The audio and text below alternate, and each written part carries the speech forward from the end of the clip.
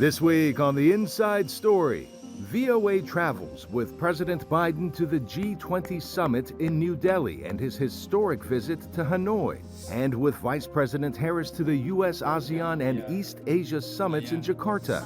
From Indonesia, India, and Vietnam, we focus on increased U.S. engagement in the Indo-Pacific as a hedge against China.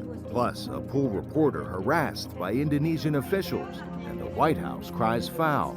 Now, on The Inside Story, Hedging Against China.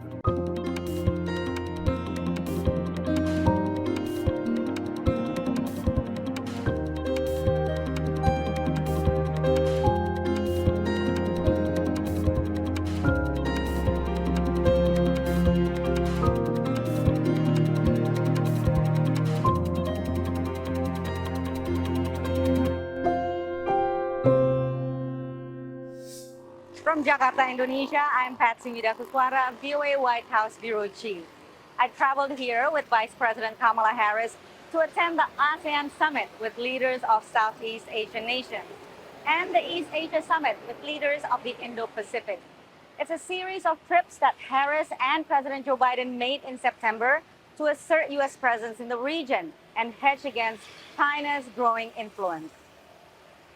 In this episode, we'll also take you to India, where my colleague Anita Powell traveled with Biden for the G20 Summit in New Delhi, followed by a historic visit to Hanoi, where the U.S. upgraded bilateral ties, providing Vietnam with additional weight to balance relations with Beijing. In Jakarta, Harris reaffirmed U.S. commitment to ASEAN centrality, the principle that regional engagements must be driven by the 11-country bloc, not by great powers. But there is no question that here, too, geopolitical rivalry is front and center. Amid sharpened geopolitical rivalry between the United States, China, and Russia, Indonesian President Joko Widodo warned against protracted conflicts. He delivered a forceful call to leaders to ease tensions and underscored the region's need for stability to continue its decades-long peace and prosperity. I implore all leaders of East Asian countries to make the East Asia Summit Forum a place to strengthen collaboration, a place to strengthen cooperation rather than sharpen rivalry. The summit brings together the Association of Southeast Asian Nations, or ASEAN, and 8 of its partners. Leaders of the U.S., China, and Russia chose to skip, sending instead their respective representatives, Vice President Kamala Harris, Premier Li Qiang, and Foreign Minister Sergei Lavrov.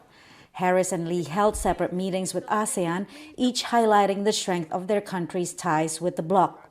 The United States has an enduring commitment to Southeast Asia and more broadly to the Indo-Pacific. Over the past 10 years, China and ASEAN have forged ahead, hand in hand, and contributed to each other's successes. Summit leaders focus on the global impact of the war on Ukraine, the threat of North Korea's nuclear program, China's increasing assertiveness over disputed areas in the South China Sea, and ASEAN's inability to urge the junta in Myanmar to abide by its peace plan. The conflict is exacerbating existing inequalities and vulnerabilities faced by women and girls, including sexual violence, forced marriage, and human trafficking.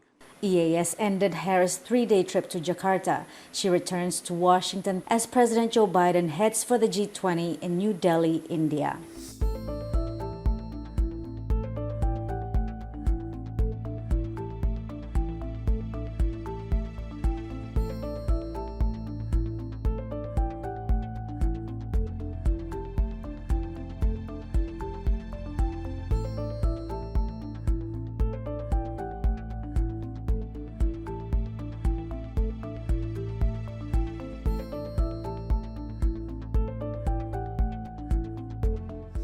I was delighted to travel here with Vice President Kamala Harris to Jakarta, where I was born and raised. I may just be the first Indonesian to fly home on Air Force Two, definitely a proud immigrant moment for me. Now let's go to New Delhi, where my colleague Anita Powell traveled with President Joe Biden to the G20 Summit, a meeting of leaders of the world's 20 largest economies. India is a rising power and a key geopolitical balancer between the U.S., China, and Russia. Prime Minister Narendra Modi's government is eager to flex the country's diplomatic muscles as they host the G20 Summit here in New Delhi. The G20 Summit was held far from Europe, but it highlighted divisions over the war in Ukraine. Narendra Modi, Indian Prime Minister. I announced the closing of the G20 Summit. I hope the roadmap for one Earth, one family, one future is pleasant. One family, one future का roadmap सुखद हो. Russia and China were not represented by their leaders, but by Foreign Minister Sergei Lavrov and Premier Li Qiang. Both toughened their stance on the Ukraine war. The divisions were so sharp that many had been skeptical there would even be a summit communique. U.S. President Joe Biden. There was sufficient agreement in the room on the need for a just and lasting peace that upholds the principles of the UN Charter and respects sovereignty and territorial integrity. But it was a narrow consensus achieved only after host country India suggested softening the language on Ukraine by highlighting the human suffering and impact of the war, without naming Russia as the aggressor. Kiev criticized the communique, but Moscow called it balanced. Sergei Lavrov, Russian Foreign Minister. Largely thanks to the consolidated position of the Global South defending its legitimate interests, it was possible to prevent the success of the West's attempt to again Ukrainize the entire agenda to the detriment of discussing the urgent problems of developing countries. By contrast, there was widespread support for adding the African Union to the G20, making it the second regional bloc to become a permanent member after the European Union. It's part of Indian Prime Minister Narendra Modi's push to give a greater voice to the Global South. Brazil, the group's next chair, is expected to continue the Global South agenda. Luiz Inácio Lula da Silva, Brazilian president. If we want to make a difference, we have to put the reduction of inequality at the center of international agenda. While peace remains elusive and geopolitical rivalries persist, leaders put aside differences as they paid respects at a memorial for Mahatma Gandhi, who championed nonviolence during India's independence against the British. We spoke with the residents of India's capital on their feelings around this historic summit. We asked them what they'd like to see from the gathering. Many were quick to say, results. I really wish that we have a takeaway from the G20, where when we speak about environmental changes, or we speak about human, maybe something good for humanity. Are you optimistic or pessimistic? Both. The most important thing is that what I feel is that trade, on the economic front, we should have very, very good relations. So the trade should increase so that there should be economic prosperity between all the G20 nations, and ease of travel of the people-to-people contact. That is very important. So we should, make it very easy for people within the G20 group to travel to each other's country. This is how we get to know each other. We asked what they think of the tight security and unusually quiet streets of the capital. I love the makeover that Delhi's got. I just wonder where the dogs and the beggars have gone, but I'm sure they are in a great place. And if they feel that India, a proud civilization with a long history, is being taken seriously on the world stage. I think US is taking India very, very seriously, because at the moment I think they have, because it is because of geopolitical also, they have not very good relations with China. So the only option within the South Asia is India. So they have, it's a compulsion. No, now it's taking India seriously. Initially, I don't think we had so much of say in the world map, I feel. Top US officials are also here for the event, which they say is a key forum for developed and developing nations alike. I think it's important to emphasize that the G20 is a prime contributor to the solution of global challenges. We see it as the premier organization that on a global basis is taking on critical challenges facing the global economy and particularly the global South.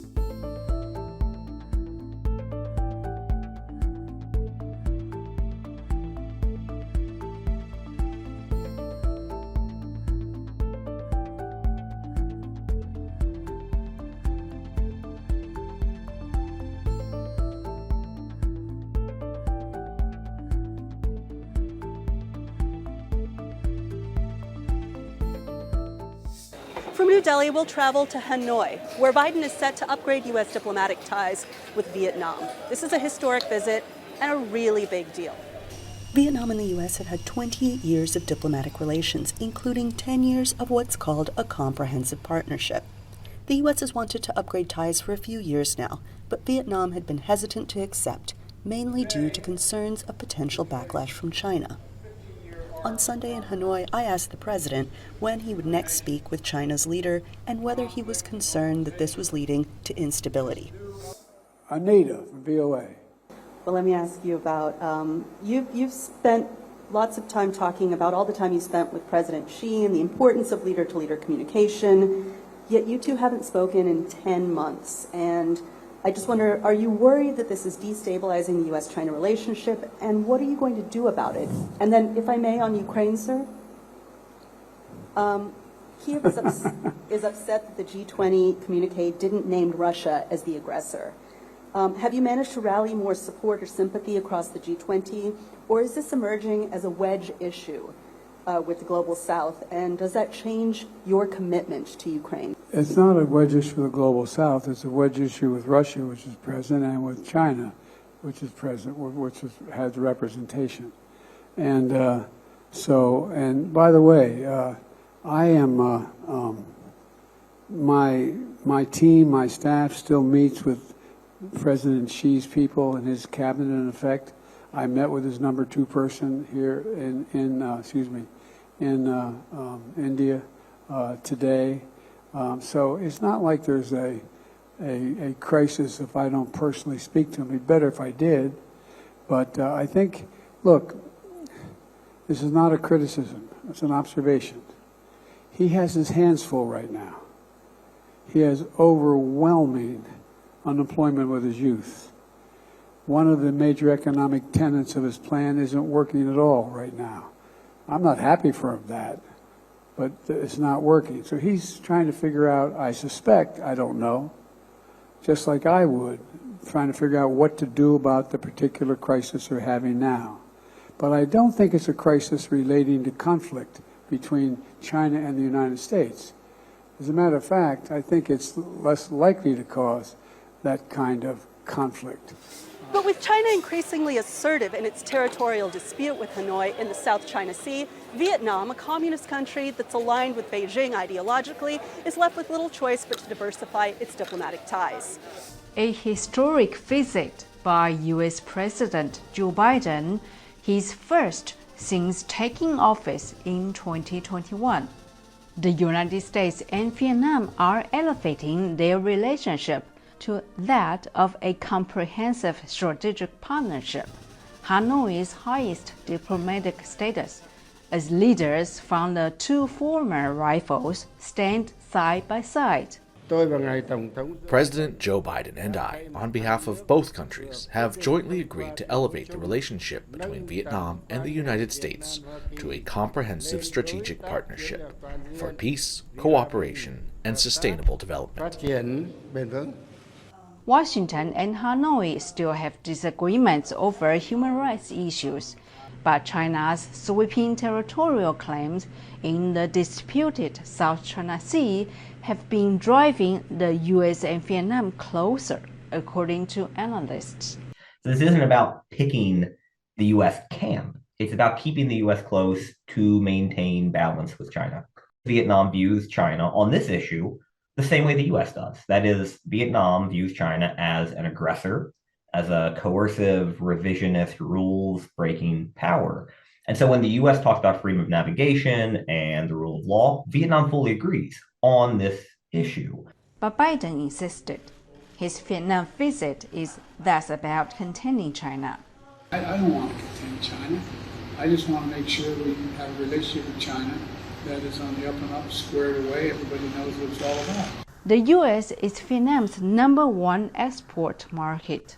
Biden's visit will also boost trade and investment between the two countries as the U.S. tries to build a supply chain that is less reliant on China. Nike Chin, VOA News, Seoul.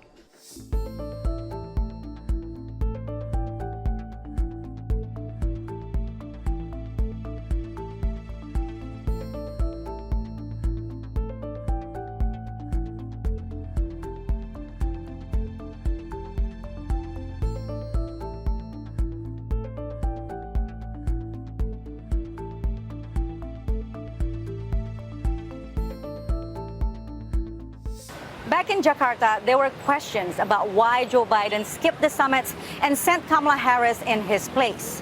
Indonesians, especially Jakartans, feel a connection with the U.S., partly because former President Barack Obama spent part of his childhood here. However, observers say that Indonesia, the largest economy in ASEAN, is drifting towards China's sphere of influence as the Joko Widodo government places economic diplomacy as its premier foreign policy goal. We spoke with Indonesians on whether they believe the country should align with Beijing or Washington. Indonesia leans more towards China. I see that we have more cooperation in infrastructure, environment, and economy with them. On the economy side, objectively, we are dominated by Chinese power. On the other hand, in terms of defense and security, the U.S. and its allies are dominant. Indonesia should lead ASEAN as the biggest country, even the biggest population in ASEAN. Indonesia should drive ASEAN as the center in the Indo-Pacific region, not lean to US or China.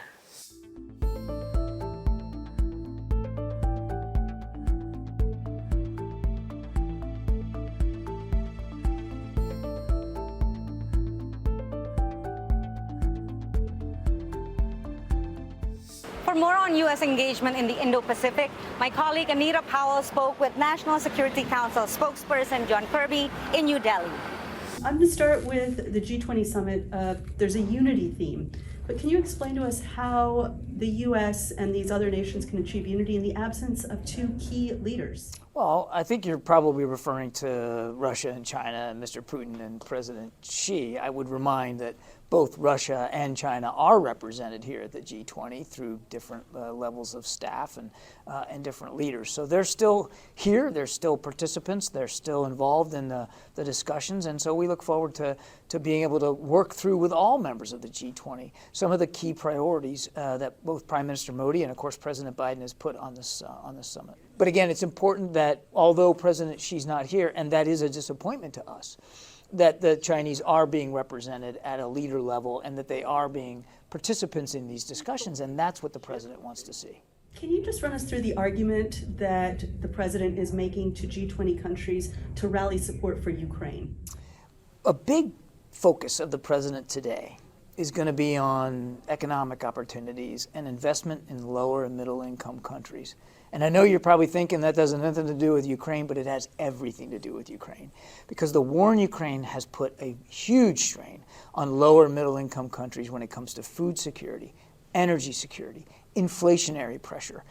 You can't discount the effect that Mr. Putin's war has had on the global economy. And what the president wants to pursue, and he'll mention the war in Ukraine specifically as he pursues this, are opportunities for these lower middle income countries to be able to pursue investment opportunities and loans for infrastructure development that are high quality, that are transparent, and that will really meet their local needs as best as possible. So the president fully intends to make the war in Ukraine a centerpiece of his discussions here today. On U.S. engagement with the Indo-Pacific, can you take us through some of the signature initiatives, not just the military ones, but the economic ones? And can you also respond to criticism that the U.S. doesn't have the economic tools that China does to offer market access to countries?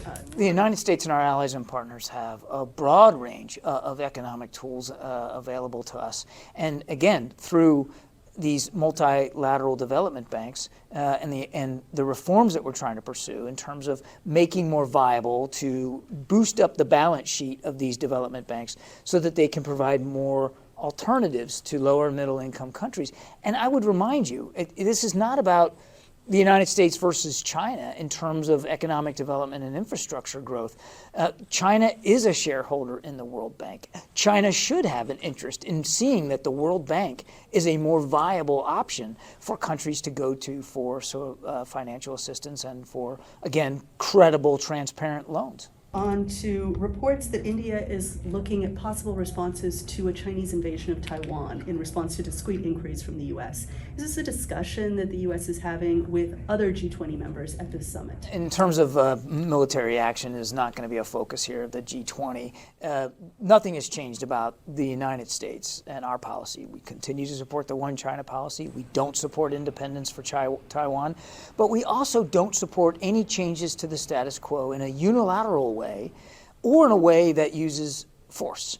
And what the president would tell you is that everything he's doing in his foreign policy, particularly here in the Indo-Pacific, is about deterring conflict. We don't seek a conflict with China. We don't seek a conflict with anybody in the Indo-Pacific.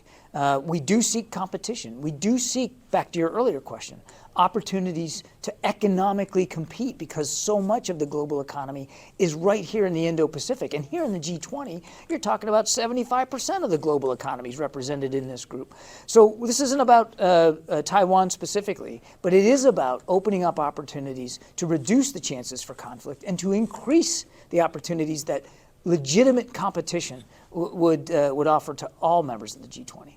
This is a historic visit, a big deal, comprehensive strategic partnership, but can you answer how a liberal democracy like the United States can have a robust relationship with a communist country like Vietnam? Just take a look at what the relationship has been like. It's been growing over the last decade or so, and the Vietnamese want a stronger relationship with the United States. The Vietnamese share many concerns that the United States has, both economically and from a security perspective in the region. We share a lot of interests. We also have a shared perspective of some of the challenges, including the coercive behavior of the PRC. This is a relationship that has really grown out of the ashes of the Vietnam War.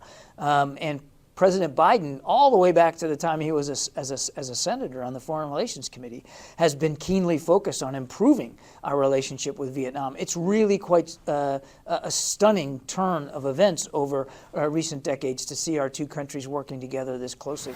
For a Press Freedom segment, I have a personal story.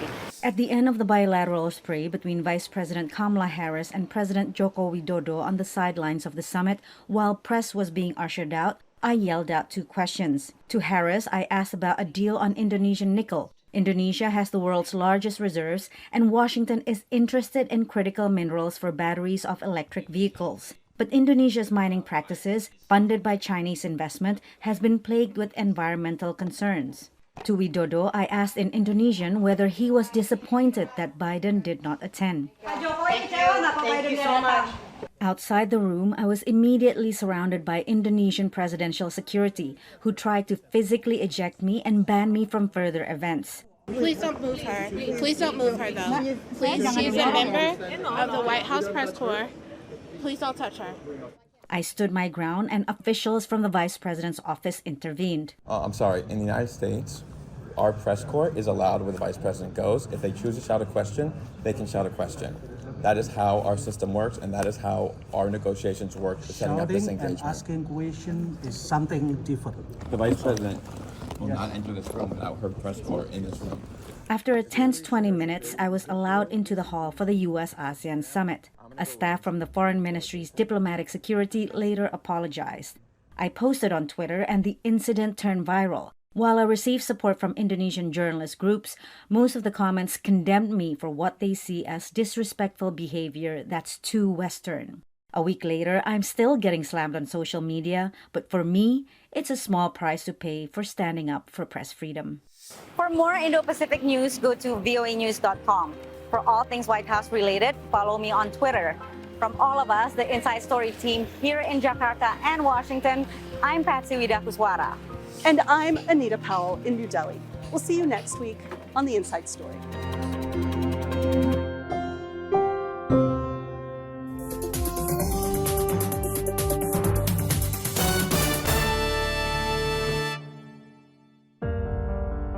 In times of change, when the world seems uncertain, and what we hear doesn't reflect what we see,